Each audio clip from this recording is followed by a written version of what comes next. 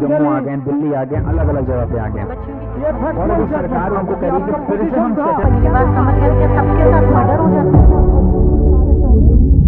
Hello everyone, my name is Vedika Ratan and welcome you all to the YouTube channel of Pahuja Law Academy. आज हम BNSS में कुछ basic चीजें पढ़ेंगे which is very important for the Bihar APO and UP APO.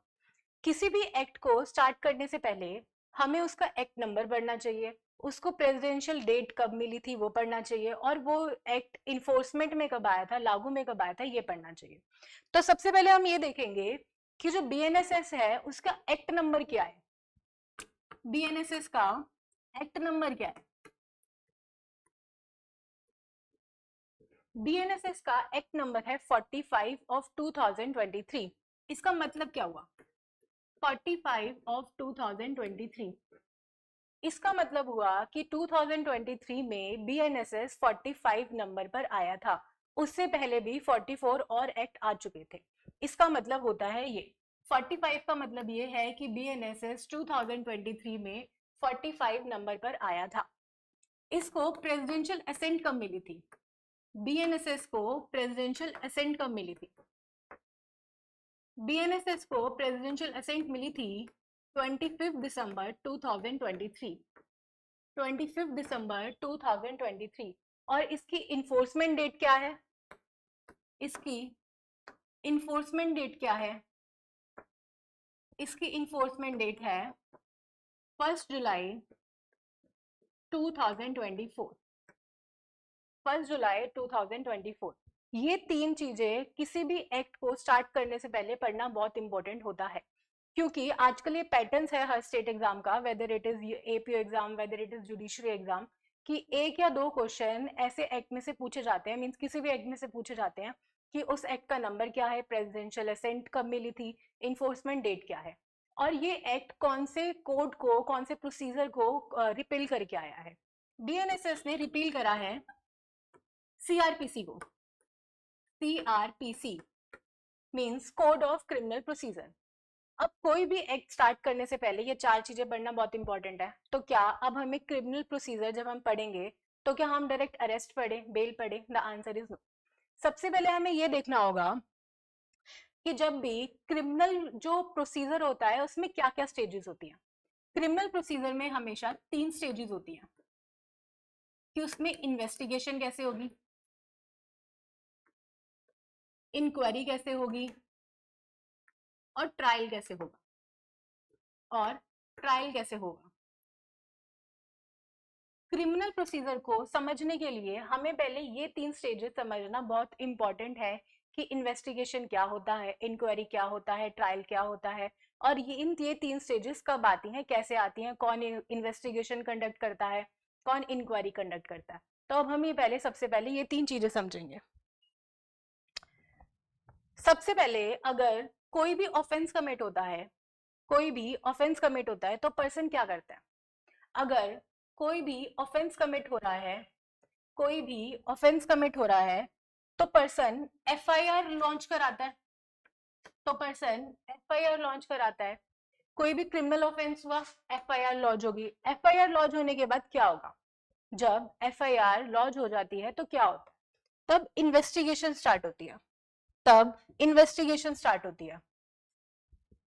तब investigation start होती है means हमारा क्रिमिनल ट्रायल का फर्स्ट स्टेज आती है। हमारी ये फर्स्ट स्टेज है, first stage of criminal trial. Investigation कब स्टार्ट होती है? By the filing of FIR। जैसे ही FIR फाइल होगी वैसे ही इन्वेस्टिगेशन स्टार्ट हो जाएगी। इन्वेस्टिगेशन कंडक्ट कौन कराते हैं? इन्वेस्टिगेशन कंडक्ट होती है by police officer. Investigation conduct होती है बाय पुलिस ऑफिसर। कभी देखा किसी ने, कभी किसी मैजिस्ट्रेट ने इन्वेस्टिगेशन कंडक्ट करी हो? The answer is no. Investigation conduct करते हैं पुलिस ऑफिसर। और इन्वेस्टिगेशन कब स्टार्ट होती है? जब हम FIR फाइल कर देते हैं, जब हम FIR लॉन्च कर देते हैं। क्लियर है? इन्वेस्टिगेशन का पर्पस क्या होता है? इन्वेस्टिगेशन करने का पर्पस क्या होता है? पर्पस होता है ये जानना कि कोई ऑफेंस कमिट हुआ भी है या नहीं हुआ। इन्वेस्टिगेशन का पर्पस होता है कि कोई ऑफेंस कमिट हुआ भी है या नहीं हुआ। To find out whether an offence has been committed or not. और इन्वेस्टिगेशन में प्रोसेस क्या होता है? इन्वेस्टिगेशन में प्रोसेस क्या होता है? पुलिस ऑफिसर क्या करता है? अगर कोई एफआईआर लॉन्च होती है तो पुलिस ऑफिसर क्या क्या करते हैं इन्वेस्टिगेशन के टाइम पे? क्या करते हैं? अरेस्ट करते हैं। अगर किसी भी पर्सन को लेके सस्पिशियस है कि इस पर्सन ने शायद हो सकता है ऑफेंस कमिट कराओ, तो उसको क्या करते हैं? अरेस्ट करते हैं, सर्च करते हैं, डिफरेंट प्लेसेस सर्च करते हैं, कोई आइटम सीज भी करते हैं। मान लो किसी का मर्डर हुआ है, कोई नाइफ मिली है मर्डर स्पॉट से, तो उस आइटम को सीज करेंगे। क्लियर है? फॉरेंसिक रिपोर्ट्स होती हैं, फिंगरप्रिंट्स लिए जाते हैं, थंब इम्प्रेशन लिए जाते हैं, फुटप्रिंट्स लिए जाते हैं, ये सब फॉरेंसिक रिपोर्ट्स में आ गया। एग्जामिनेशन होते हैं, रिकॉर्डिंग होती है, स्टेटमेंट रिकॉर्डिंग किसकी होती है? स्टेटमेंट किसकी ली जाती है?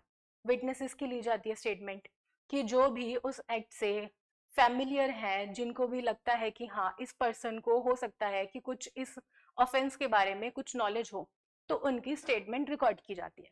क्लियर है? तो इन्वेस्टिगेशन हमारी कब स्टार्ट होती है? जब एफआईआर रजिस्टर्ड हो जाती है। कौन कंडक्ट करता है? Police officer.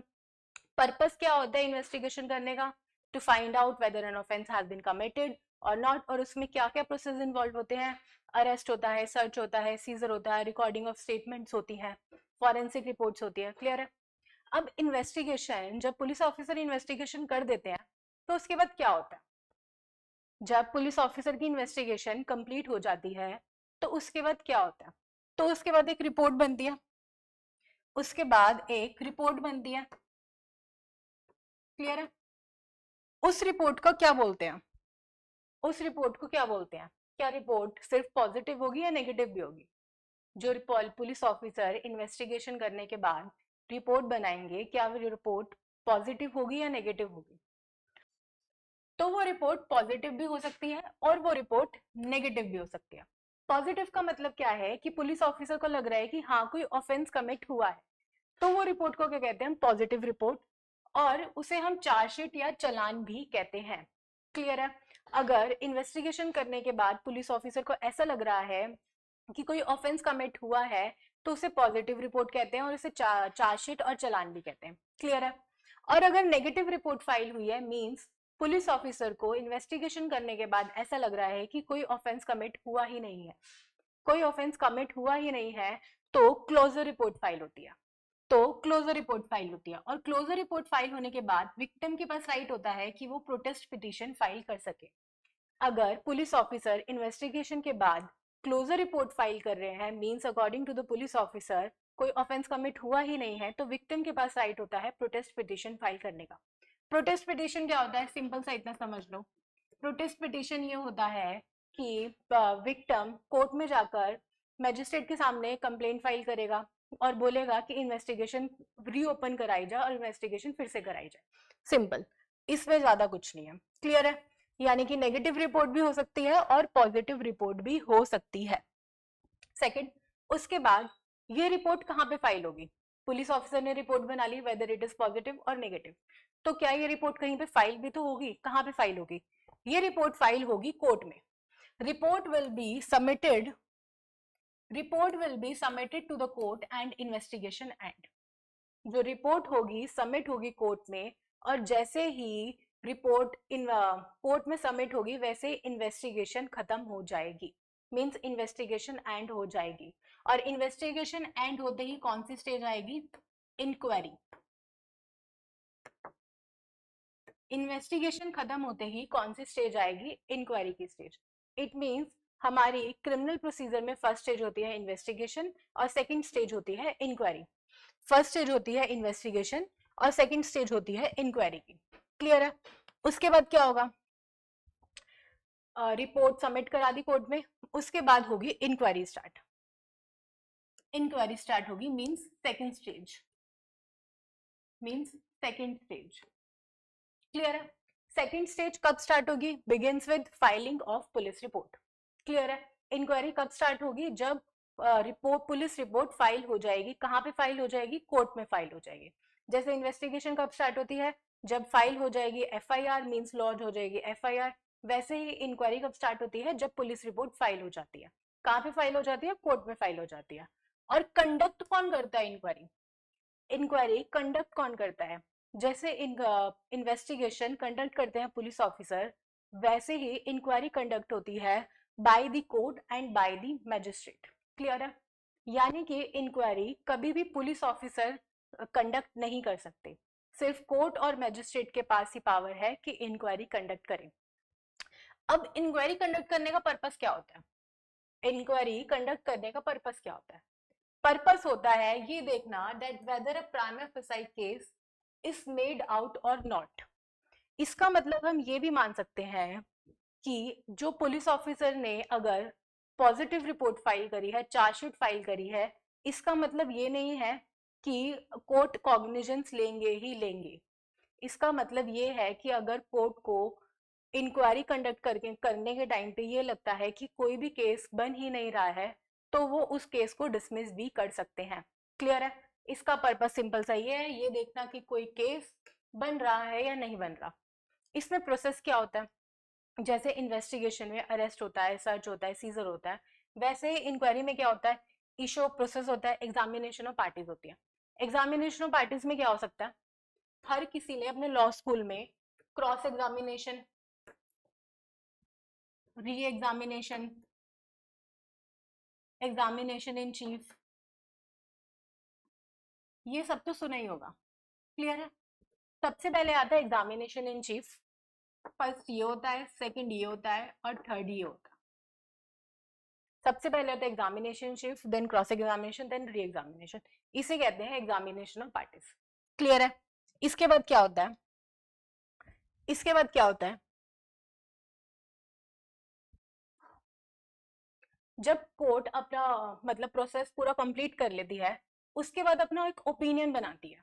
कोर्ट अपना एक ओपिनियन बनाती है कि कोई केस बन रहा है, कोई केस बन रहा है या नहीं बन रहा, whether the case is made out और नॉट। अगर कोर्ट को लगता है that yes after the inquiry that case is made out, तो कोर्ट चार्जेस फ्रेम करती है। तो कोर्ट चार्जेस फ्रेम करती है। फ्रेमिंग ऑफ चार्जेस क्या होता है? कि कोर्ट सेक्शन नंबर मेंशन करती है। अभी आप इतना लेमैन लैंग्वेज में समझ लो, सेक्शन नंबर मेंशन करती है कि इन इन ऑफेंसेस में उस एक्यूज पर्सन ने ऑफेंस कमिट करा है। मान लो सेक्शन नंबर 100 हो गया बीएनएस का, या कोई भी अदर सेक्शन, कोई भी अदर सेक्शन। तो कोर्ट फ्रेमिंग ऑफ चार्जेस इसे कहते हैं। सिंपल सा इतना समझ लो, ठीक है? और चार्ज फ्रेम होने के बाद स्टार्ट होता है हमारा ट्रायल, जिसे हम कहते हैं थर्ड स्टेज, जिसे हम कहते हैं थर्ड स्टेज। क्लियर है? और अगर कोर्ट को लग रहा है, और अगर कोर्ट को लग रहा है कि कोई केस बना ही नहीं है, कोई केस बना ही नहीं है, तो कोर्ट एक्यूज को डिस्चार्ज कर देती है। तो कोर्ट एक्यूज को डिस्चार्ज कर देती है। और यहाँ पे भी विक्टिम के पास राइट होता है, victim right to file protest petition, victim right to file protest petition. Clear है? कोर्ट अपना ओपिनियन बनाएगी whether case is made out और not. If the case is made out then court will frame the charges, और charges frame होने के बाद trial start हो जाएगा। अगर कोर्ट को ऐसा लगता है that case is not made out, तो एक्यूज को डिस्चार्ज कर दिया जाएगा और विक्टिम के पास राइट है कि वो प्रोटेस्ट पिटिशन फाइल कर सके। क्लियर है? विक्टिम के पास राइट है कि वो प्रोटेस्ट पिटिशन फाइल कर सके। क्लियर है? उसके बाद क्या होगा? उसके बाद ट्रायल स्टार्ट होगा। चार्जेस फ्रेम होने के साथ ही ट्रायल स्टार्ट हो जाता है, which is third stage, which is third stage. Third stage trial कब स्टार्ट होता है? थर्ड एंड फाइनल स्टेज, जब चार्जेस फ्रेम हो जाते हैं। चार्जेस फ्रेम होते ही हमारा ट्रायल स्टार्ट हो जाता है। कौन कंडक्ट करता है? कोर्ट कंडक्ट करता है। इसका पर्पस क्या होता है? ये जानने के लिए कि एक्यूज्ड पर्सन गिल्टी है या इनोसेंट है, कि एक्यूज्ड पर्सन गिल्टी है या इनोसेंट है। क्लियर है? Very simple. इसके बाद क्या होता है? इसके बाद क्या होता है? इसके बाद इसमें क्या प्रोसेस इन्वॉल्व होते हैं? Examination of witness, cross examination and arguments. Clear है? ज्यादा कुछ नहीं है। इसके बाद जजमेंट कोर्ट देता है, कोर्ट जजमेंट देता है।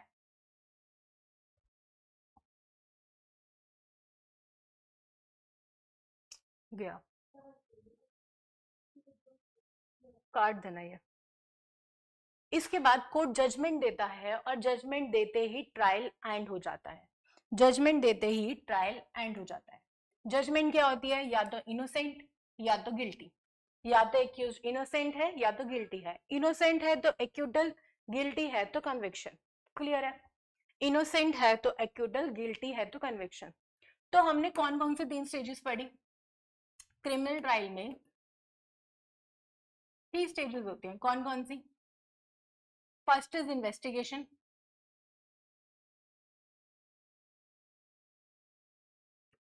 Second is inquiry and third is trial. Clear है? सिंपल। आई होप आप सबको ये 3 स्टेजेस समझ में आ गई होंगी। और अगर कोई भी स्टूडेंट कभी भी क्रिमिनल प्रोसीजर पढ़ रहा है या बीएनएसएस पढ़ रहा है तो सबसे पहले ये 3 स्टेजेस समझना बहुत ज्यादा इंपॉर्टेंट है। सबसे पहले 3 स्टेजेस समझना बहुत ज्यादा इंपॉर्टेंट है, तभी वो अपना बीएनएसएस पढ़ना स्टार्ट करें। Okay, thank you so much everyone. I hope आपको सेशन पसंद आया होगा। Thank you so much. Subscribe for more content.